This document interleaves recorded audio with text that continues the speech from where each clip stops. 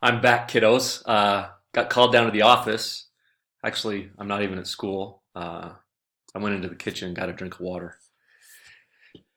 So to finish up today, I just want to introduce our new LD, our lunch detention, that goes hand in hand with our school-wide expectations.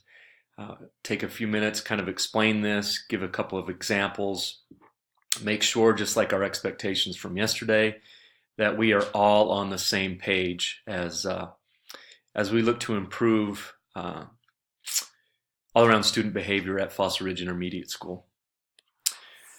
So first of all, what is lunch detention? What is it about? How does it work?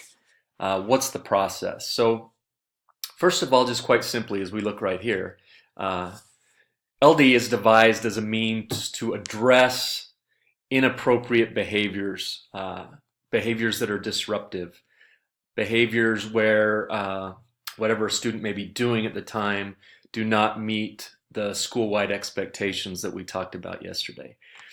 Any type of behavior or failure to meet an expectation that really significantly impacts the learning environment, whether it's in a classroom or a hallway or the commons area or in the gym, in the media center, you name it. This building is one gigantic classroom. So what's a disruption? Well, a few examples of disruptions would include the following, but not be simply limited to these things. Being tardy, excessively talking in class, being disobedient, literally not doing, what your teacher is asking you to do, being disrespectful to anyone in the building, including yourself. We talked about being respectful of yourself and being respectful of your peers and being respectful of the teachers and staff and being respectful of the building. So any kind of disrespect would be a disruptive behavior. Bad language. We just can't tolerate bad language here at school. Poor attitude, fighting, pushing, shoving, continually running in the halls. And like we talked a little bit about with the school store, just leaving our garbage everywhere. And we talked about that yesterday with our discussion about expectations. Simply clean up after yourselves. If you have it and you're done with it, then make sure it gets put away. The one thing you won't get sent to lunch detention for is any academic item. So if you've missed a test, or if you're behind on homework, or if you need to redo a test, you will not be sent to lunch detention for those things. Lunch detention is simply going to be used in situations where students have not met the behavioral expectations that we have at Fossil Ridge Intermediate School. So, what might happen to get me sent to lunch detention? Well, here are three examples. Now, these three examples do not include everything that could happen to get a student referred to lunch detention. They're just examples. So first one, a student who's late for class 5 times during a trimester. So 5 tardies during a trimester will be referred to lunch detention following that 5th tardy. The teacher will record that, will log entry that into PowerSchool. That message will go to the front office where Mr. Howell and or Mrs. Brackett will see that message, will see that one of our students has been referred to lunch detention. One of us then will call that student down, provide them with a lunch detention slip, and that student will begin lunch detention the next day. So 5 tardies in a trimester in one class will get a student sent to lunch detention. Another example, any student who's using inappropriate language to another student, to a faculty member, a teacher, to a staff member, anything that is deemed highly inappropriate as far as language or gestures are concerned, immediate lunch detention, an immediate referral to the front office, and that student will be sent to lunch detention. Any student found loitering or hanging out in places where they're not supposed to be during school, before school, during reach class, or in between classes. Essentially, back in the old days, we called this sloughing. Finding a spot in the building where you can hide in hopes that no one will find you and you don't have to go to class, or you don't have to go to reach, or you don't need to be where you're supposed to be. So if any students are doing those things, that will again be an immediate referral to lunch detention. Lunch detention will begin on the following day. Once a teacher has referred a student to the main office for lunch detention, that student will be called in, and then their lunch detention will start the next day. So here's some guidelines, and here's kind of the process to make sure everyone understands the process.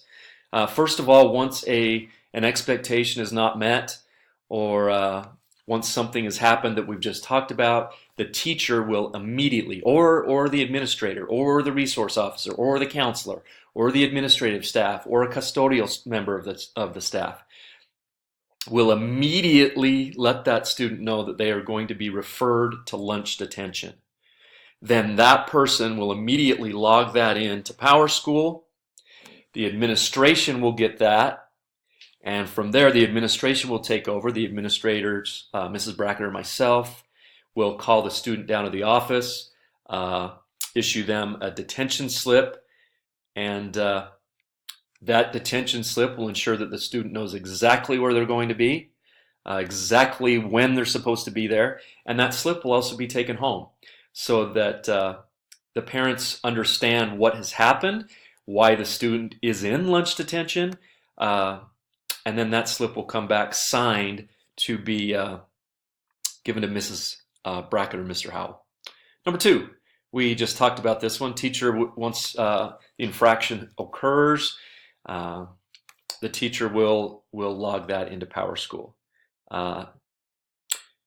If a student is sent to lunch detention or referred to lunch detention, that student's parent will be notified by that teacher either by email or phone.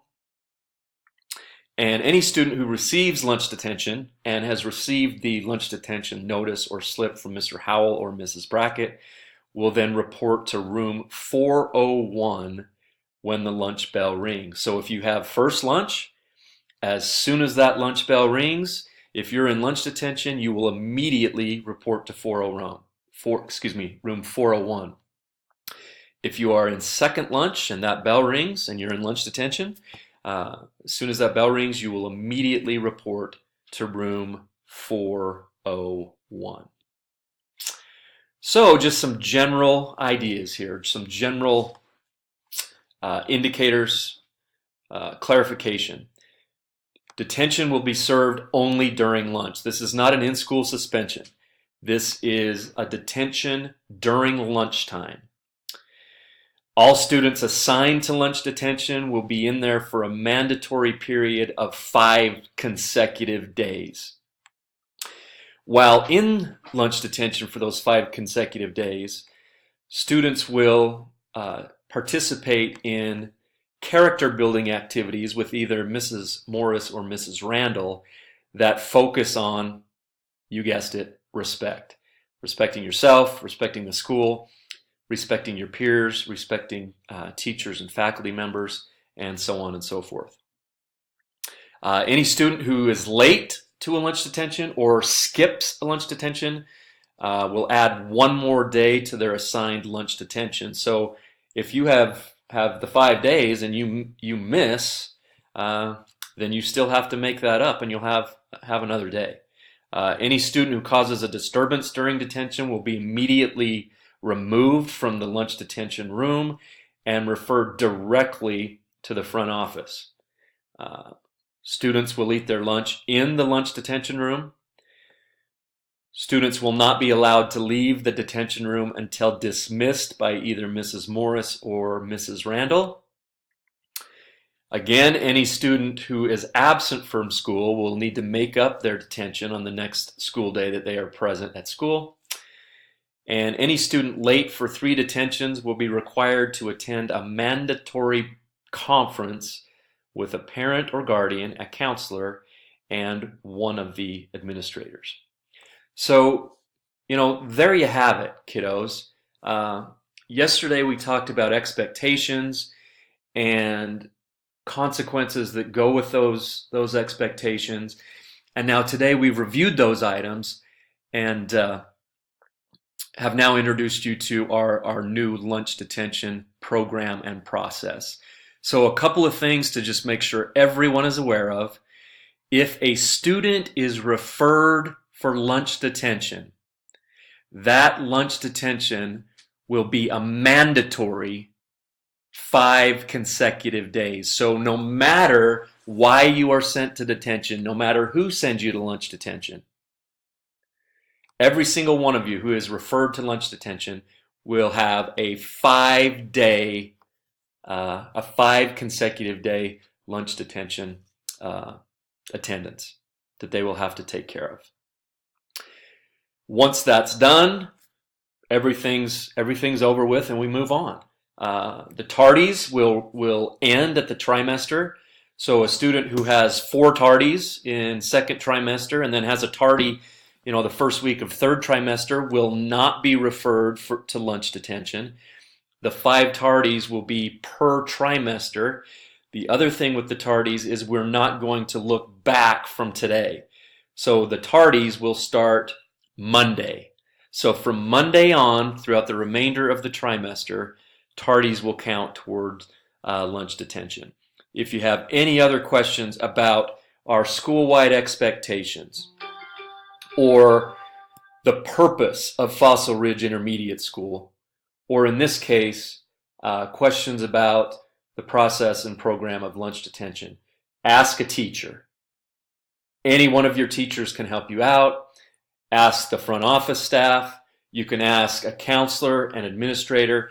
Anyone and everyone in the building is here and willing to help you and answer all of your questions.